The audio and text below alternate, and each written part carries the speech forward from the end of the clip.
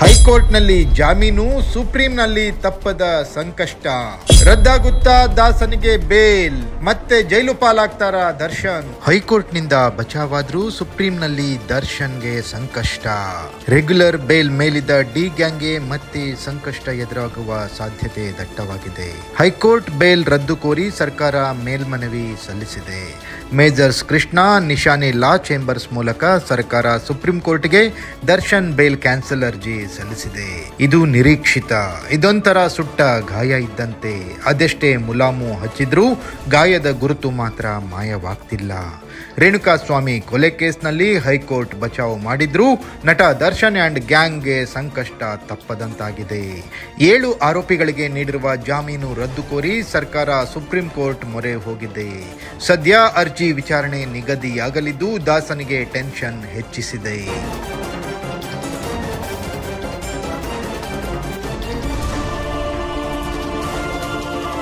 Pattanagere ಶೆಡ್ನಲ್ಲಿ ನೆತ್ತರು ಹರಿಸಿದ್ದ case ನೆತ್ತಿ ಮೇಲೆ ಮೋಡ ಕವಿದ ವಾತಾವರಣ ಸೃಷ್ಟಿಸಿದೆ. ಗುಡುಗು ಸಿಡಿಲಿನ ಮಳೆ ಬರುವ ಲಕ್ಷಣ ಕಾಣಿಸ್ತಾ ಇದೆ. ಪಾಪಿಗಳು ಸಮುದ್ರಕ್ಕೆ ಹೋದ್ರೂ ಕರ್ಮ ರಿಟರ್ನ್ಸ್ ಎನ್ನುವಂತಾಗಿದೆ ಸದ್ಯ ದರ್ಶನ್ ಪರಿಸ್ಥಿತಿ. ಇಂಟರ್ಮ್ ಬೇಲ್, ರೆಗ್ಯುಲರ್ ಬೇಲ್ ಒಳಗೆ ಮರ್ಜ್ ಆಗಿ ವರ್ಷಾಂತಕ್ಕೆ ಬಂಧ ಮುಕ್ತರಾಗಿದ್ದ ಕಾಟೇರ ದರ್ಶನ್ ಅಂಡ್ ಪಟಾಲಂಗೆ ಕೇಸ್ ಬಗ್ಗೆ ಮತ್ತೆ ಸಮಸ್ಯೆ ಎದುರಾಗಿದೆ. ರೇಣುಕಾಸ್ವಾಮಿ ಕೊಲೆ ಪ್ರಕರಣದಲ್ಲಿ ನಟ ದರ್ಶನ್, ತೂಗುದೀಪ್ ಸೇರಿ ಒಟ್ಟು 7 ಆರೋಪಿಗಳಿಗೆ ಹೈಕೋರ್ಟ್ ಕಳೆದ ಡಿಸೆಂಬರ್ 13ರಂದು ಷರತ್ತುಬದ್ಧ ಜಾಮೀನು ಮಂಜೂರು ಮಾಡಿತ್ತು. 185 ದಿನಗಳ ಬಳಿಕ ಸೆರೆವಾಸದಿಂದ ಮುಕ್ತಿ ಪಡೆದಿದ್ದ ನಟ ದರ್ಶನ್ಗೆ ಸರ್ಕಾರ ಶಾಕ್ ಕೊಟ್ಟಿದೆ. ಹೈಕೋರ್ಟ್ ನೀಡಿರುವ ಜಾಮೀನು ರದ್ದು ಕೋರಿ ಸುಪ್ರೀಂ ಕೋರ್ಟ್ ಮೊರೆ ಹೋಗಿದೆ. ಜಾಮೀನು ರದ್ದು ಮಾಡಲು ರಾಜ್ಯ ಸರ್ಕಾರದ ಪ್ರಾಸಿಕ್ಯೂಷನ್ ಮನವಿ ಮಾಡಿದೆ. ಸದ್ಯ ಅರ್ಜಿ ವಿಚಾರಣೆಗೆ ಸಮಯ ನಿಗದಿಯಾಗಲಿದೆ.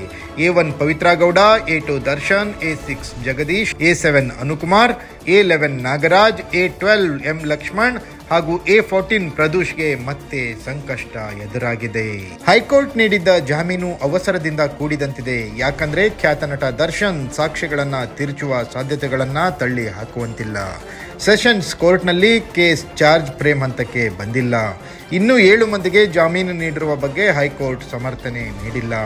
ಮ್ಯಾಜಿಸ್ಟ್ರೇಟ್ ಮುಂದೆ ಸಾಕ್ಷ್ಯಗಳು ನೀಡಿದ್ದ ಹೇಳಿಕೆಗಳನ್ನು ಪರಿಗಣಿಸಿಲ್ಲ. ನಟ ದರ್ಶನ್ಗೆ 6 ವಾರಗಳ ಮಧ್ಯಂತರ ಬೇಲ್ ನೀಡಿದ್ದಾಗಲೂ ಶಸ್ತ್ರಚಿಕಿತ್ಸೆ ಮಾಡಿಸಿಲ್ಲ. ನಟ ದರ್ಶನ್ ಅಂಡ್ ಗ್ಯಾಂಗ್ ಹೈಕೋರ್ಟ್ ಜಾಮೀನಿಗೆ ಅರ್ಹರಾಗಿಲ್ಲ. ಕೇಸ್ನಲ್ಲಿ ಪ್ರಬಲ ಸಾಕ್ಷಿಗಳಿದ್ದರೂ ಪರಿಗಣಿಸಲು ಕೋರ್ಟ್ ವಿಫಲವಾಗಿದೆ.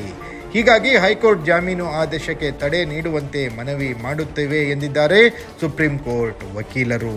ಅದೇನೇ ಇರಲಿ, ಹುಟ್ಟು ಚಾಳಿ ಘಟ್ಟ ಹತ್ತಿದ್ರು ಬಿಡದು ಎಂಬಂತೆ ನಟ ದರ್ಶನ್ ಅಂಡ್ ಗ್ಯಾಂಗಿಗೆ ಬೆನ್ನಿಗಂಟಿದ ಕಳಂಕ ಕಂಟಕವಾಗಿ ಕಾಡ್ತಿರೋದಂತೂ ಸುಳ್ಳಲ್ಲ.